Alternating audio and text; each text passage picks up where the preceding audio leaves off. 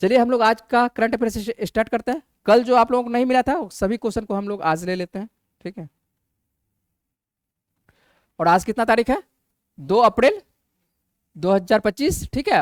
हम लोग 1 और 2 अप्रैल से जितने भी महत्वपूर्ण करंट अफेयर्स बनेंगे उस सभी पर बातचीत करेंगे। और चलते हम लोग स्टार्ट करते हैं पहले क्वेश्चन से। और पहला क्वेश्चन है, हाल ही में विश्व बैकअप दिवस मनाया गया है। कौन सा दिवस मनाया गया है? विश्व बैकअप दिवस मनाया गया है। और ये क्या होता है बैकअप, किसके लिए यूज करते हैं हम लोग?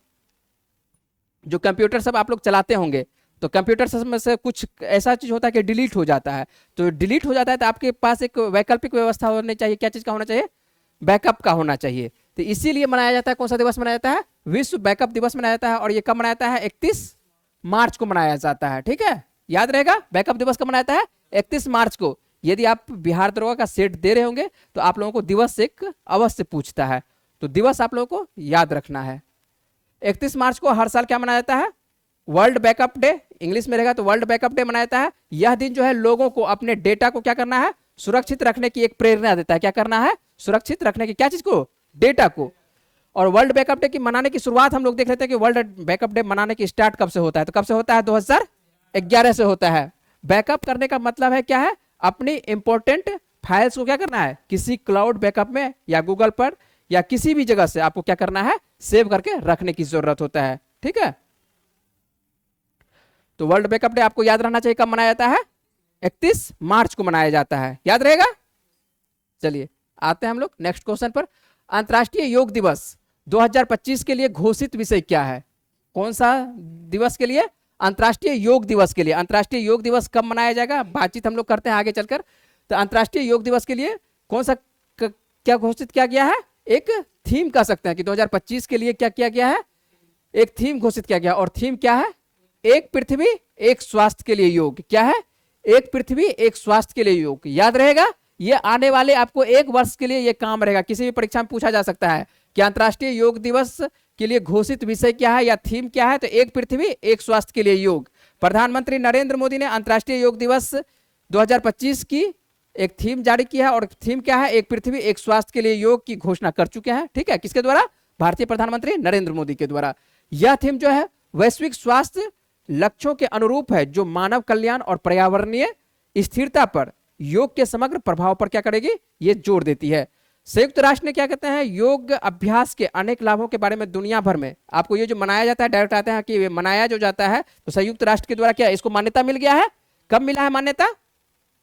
2015 में। 2000 मान के चलिए कि 14 में एक तरह से कह सकते हैं कि मान्यता मिलता है। 2015 से पूर्णतः एक तरह से मनाया जाता है पूरे विश्व में। क्या होता है 2015 में? क्या होता है? पहली बार यदि कहते हैं कि 2015 में क्या होता है इसको मनाया जाता है। 21 जून को अंतर्राष्ट्रीय योग दिवस मनाया जाता है। कितने तारीख को?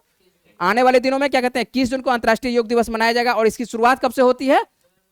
2015 से अंतर्राष्ट्रीय योग दिवस मनाता है। इसमें जो पहल करता है किसके द्वारा? भारतीय प्रधानमंत्री नरेंद्र मोदी ही अंतर्राष्ट्रीय योग दिवस की पहल करते हैं, है ना। उसके बाद क्या कहते हैं संयुक्त राष्ट्र के द्वारा इसको एक तरह से क्या कह सकते हैं कि स्वीकार कर लिया जाता है। और स्वीकार जब किया जाता है तो 15 तारीख 2015 से 21 जून को प्रतिवर्ष क्या मनाया जाता है? अंतर्राष्ट्रीय योग दिवस मनाया जाता है। और इस वर्ष का अंतर्राष्ट्रीय योग दिवस 2025 का थीम क्या है? एक पृथ्वी एक स्वास्थ्य के लिए योग, ठीक है, याद रहेगा। चलते हैं नेक्स्ट क्वेश्चन पर। एशिया के सबसे बड़े इंटर कॉलेजिएट प्रौद्योगिकी और उद्यमिता महोत्सव का उद्घाटन किसने किया है?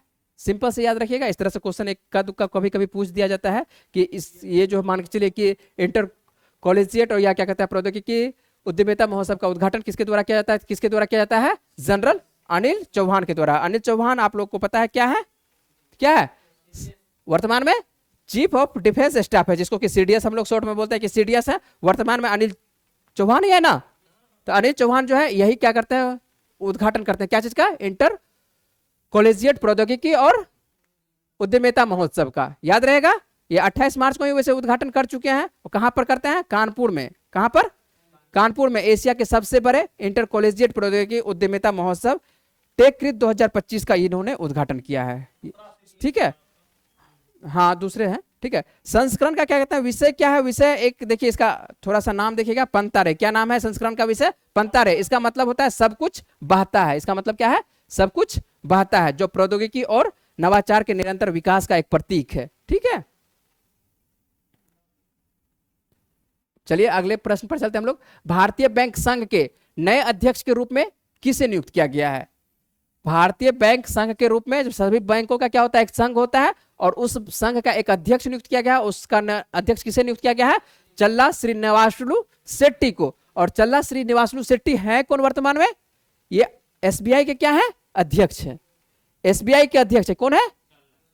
चल्ला श्रीनिवासलू शेट्टी। आप लोगों को क्वेश्चन बहुतों बार पूछा जा चुका है कि एसबीआई के अध्यक्ष कौन है वर्तमान में?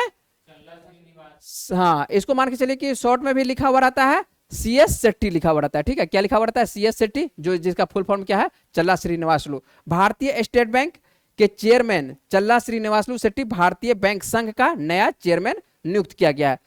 दोनों नियुक्त किया गया है, ऐसा नहीं कि मान के चलिए कि एसबीआई के ये हट गए हैं। एसबीआई के भी चेयरमैन है, और एसबीआई के जो चेयरमैन है उन्हीं को क्या नियुक्त किया गया है? भारतीय बैंक संघ का अध्यक्ष नियुक्त किया गया है। जो किसको नियुक्त किया गया है? चल्ला श्रीनिवासलू शेट्टी को नियुक्त किया गया, याद रहेगा। और ये जो आप तस्वीर देख रहे हैं यही कौन है? चल्ला श्रीनिवासलू शेट्टी है, जो कि एसबीआई के क्या है? अध्यक्ष हैं। ठीक है, अध्यक्ष है। और इन्हीं को क्या कहते हैं? भारतीय बैंक संघ का भी अध्यक्ष नियुक्त किया गया है। हाँ, चेयरमैन उन्हीं को बोला जाता है, अध्यक्ष को ही। ठीक है, नेक्स्ट प्रश्न पर चलते हैं। किस देश ने दूसरी G20 रोजगार कार्य समूह की बैठक की अध्यक्षता की है? किस देश के द्वारा? तो दूसरा G20 रोजगार कार्य समूह की बैठक की अध्यक्षता किया गया है। किसके द्वारा? तो ब्राजील के द्वारा। G20 का मान के चलिए कि अलग अलग होता है, व्यापार का भी बैठक होता है, एक होता है एक तरह से राष्ट्रीय अध्यक्ष का बैठक। तो राष्ट्रीय अध्यक्ष बड़ा इंपॉर्टेंट रहता है, लेकिन छोटे छोटे भी बैठक होते हैं, उसको भी आप लोगों को ध्यान रखना है कि G20 रोजगार कार्य समूह की बैठक की अध्यक्षता कहां पर हो रहा है? ब्राजील में हो रहा है। ठीक है, ब्राजील की अध्यक्षता के तहत जो है 2 दिवसीय दूसरी रोजगार कार्य समूह की बैठक जो है ब्रासीलिया में हुआ। ब्रासीलिया क्या है? ब्राजील की राजधानी है। जैसे ही ब्राजील का नाम आता है तो ब्राजील के बारे में जैसे आपको बता चुके हैं कि जैसे ही ब्राजील का नाम आता है तो किसी भी देश का नाम आएगा तो उसके बारे में क्या करेंगे? राजधानी क्या है, वहां पर मुद्रा कौन चलती है। यदि राष्ट्रपति मान के चलिए इंपॉर्टेंट है तो राष्ट्रपति भी बातचीत करेंगे। ब्राजील की राजधानी क्या है? ब्रासीलिया है। मुद्रा क्या है? रियल है। राष्ट्रपति कौन है वहां ब्राजील के? लूला डी सिल्वा है। और भारत के राजदूत वहां पर वर्तमान में कौन है? हाल ही में नियुक्त किया गया है दिनेश भाटिया को। जब करंट अफेयर्स में रहेंगे तो उसके बारे में एक बार जिक्र कर लेंगे। दिनेश भाटिया क्या है? ब्राजील में राजदूत के तौर पर वहां पर नियुक्त है। G20 से आप लोगों को प्रश्न आते रहता है। G20 में कितने सदस्य हैं वर्तमान में? कितने हैं? अफ्रीकन संघ को भी सम्मिलित कर लिया गया है। ठीक है, 21 हो चुका है। ठीक है, यूरोपियन यूनियन है प्लस क्या है? अफ्रीकन संघ है। सभी देशों को आपको याद रहना चाहिए। हम यहाँ पर बातचीत नहीं करेंगे, लेकिन क्या कहते हैं जो डिस्कशन सब करते हैं उनके लिए बता देते हैं कि उन सबको सभी को हम लगभग लिखवा चुके हैं, सभी को बताए हैं, लिखाए हैं कि G20 के अंतर्गत कौन कौन सा है। कुछ ट्रिक होते हैं तो उसके अंतर्गत आप लोगों को भी बता देंगे, जरूरत पड़ेगा तो आप लोगों को भी बता देंगे, है ना। चलिए करंट अफेयर्स में उसका जो, हाँ करंट अफेयर्स का जरूरत, यहाँ पर करंट अफेयर्स में जरूरत नहीं है। ठीक है, आइए देख लेते हैं। भारत के लोकपाल के न्यायिक सदस्य के रूप में किससे नियुक्त या शपथ कर सकते हैं कि न्यायिक क्या है? न्यायिक सदस्य के रूप में किसने शपथ ली है? तो कौन है? ऋतुराज।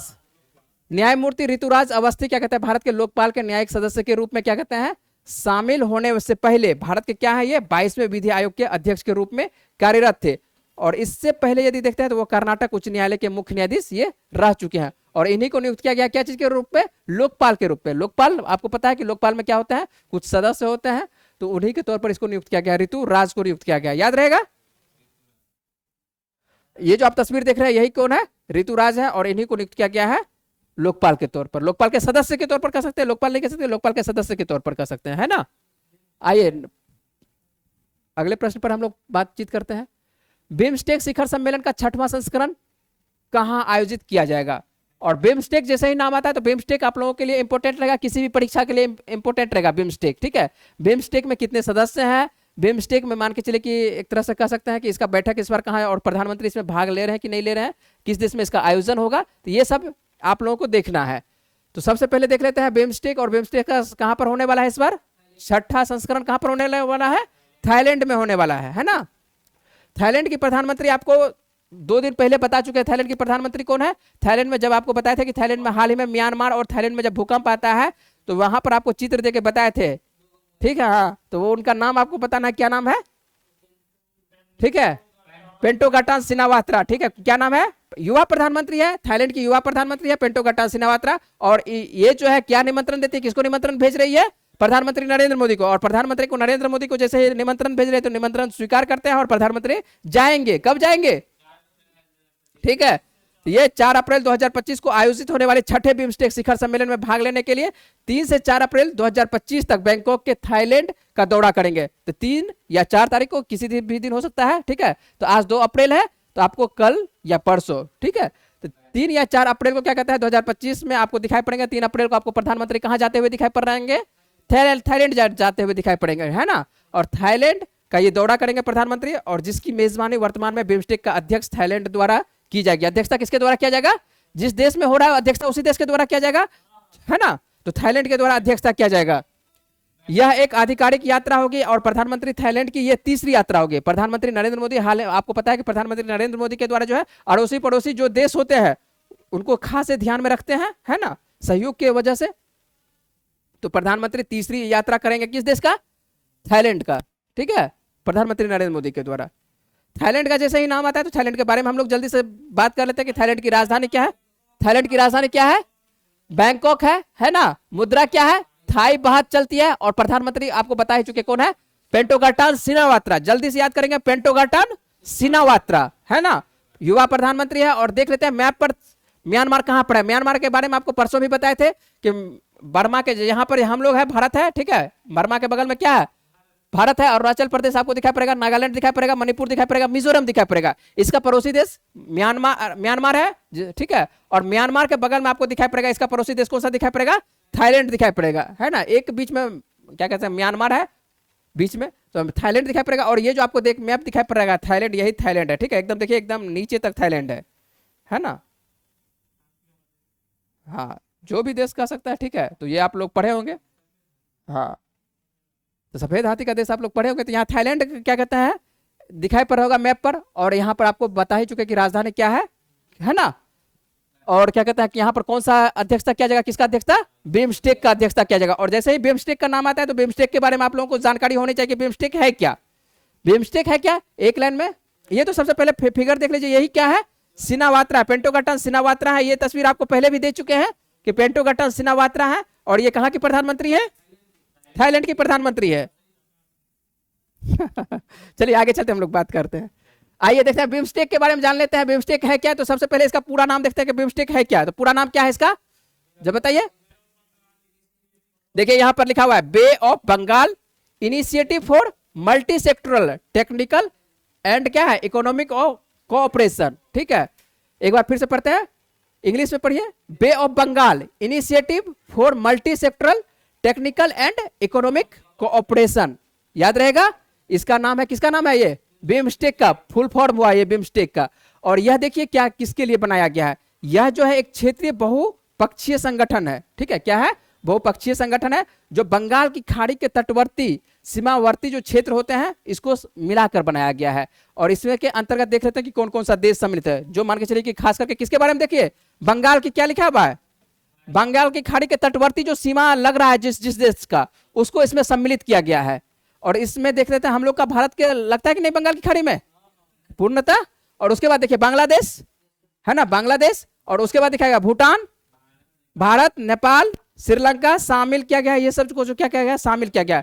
दो म्यांमार और क्या कह सकते हैं यहाँ पर, दो कह सकते हैं कि म्यांमार और थाईलैंड जो देश है दक्षिणी पूर्वी देश, यहाँ पर लिखा हुआ है, यहाँ पर थोड़ा सा दो दक्षिण पूर्वी कह सकते हैं, दो दक्षिण पूर्वी देश जो एशिया में आते हैं, उसमें म्यांमार और कौन सा, थाईलैंड, उसको भी शामिल किया गया। कुल कितने देश? 7 देश। 7 देश में 5 कहां से है? दक्षिण एशिया से। 5 दक्षिण एशिया से, जिसमें कि हम लोग भी हैं, बांग्लादेश है, भूटान है, भारत है, नेपाल है, श्रीलंका है। और 2 जो देश आपको दिखाई पड़ रहा है दक्षिण पूर्व एशिया से दिखाई पड़ रहा है। कहां से दिखाई पड़ रहा है? दक्षिण पूर्व एशिया से। कौन कौन सा देश दिखाई पड़ रहा है? म्यांमार और थाईलैंड दिखाई पड़ रहा है। मैप में आपको एटलस में पता होना चाहिए कि दक्षिण के अंतर्गत कौन सा है, दक्षिण पूर्व के अंतर्गत कौन सा देश है। चलिए आगे चलते हैं हम लोग। प्रश्न बन जाएगा ना, बिम्स्टेक के बारे में आपको पूरा का पूरा बता चुके हैं। और ये इतना से ज्यादा आप लोगों को प्रश्न नहीं पूछेगा। कहां पर होगा बिम्स्टेक का, मान के चलिए एक तरह से आयोजन, उसके बाद इसका अध्यक्षता किस देश के द्वारा किया जा रहा है, भारत के द्वारा कौन सा मान के चलिए कि इसमें भाग लेने वाले हैं।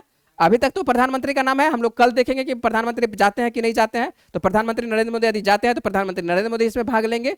और उसके बाद आपको मान के चलिए कि इसमें कौन कौन सा सदस्य देश है वो भी बता चुके हैं। तो इतना आपको करंट अफेयर से बताता है, जो कि जीएस संबंधित जो प्रश्न रहेगा वो भी आपको इससे बनेगा। चलते हैं प्रश्न, अगले प्रश्न पर। मिडिल ईस्ट इंडिया, क्या मगर ईस्ट इंडिया कहां से आ गया, चलिए। मिडिल ईस्ट के किस देश ने फोन पे से यूपीआई पेमेंट की शुरुआत की है? मिडिल ईस्ट का एक देश है जो कि, आइए बातचीत करते हैं। मिडिल ईस्ट का एक देश है जो कि फोन पे जो स्टार्ट होता है यूपीआई, जो हम लोग पैसे के लेन देन के लिए यूज करते हैं, किसका? फोन पे यूपीआई यूज करते हैं ना, तो उसको पेमेंट के लिए यूज किया है किस देश के द्वारा?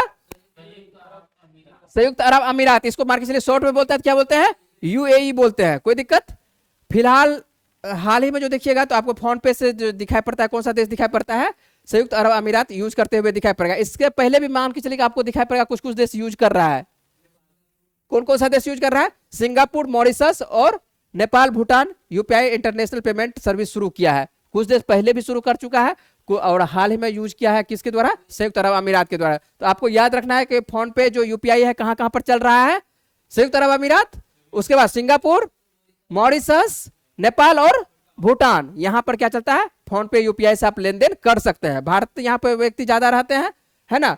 यूएई का नाम आता है, यूएई के बारे में जल्दी से जान लेते हैं। यूएई की राजधानी क्या है? अबू धाबी है। और यहाँ पर मुद्रा आप लोगों को पूछा जा चुका है कि मुद्रा इस देश में कौन सी चलती है? मुद्रा कौन सी चलती है? दिरहम चलती है, ठीक है।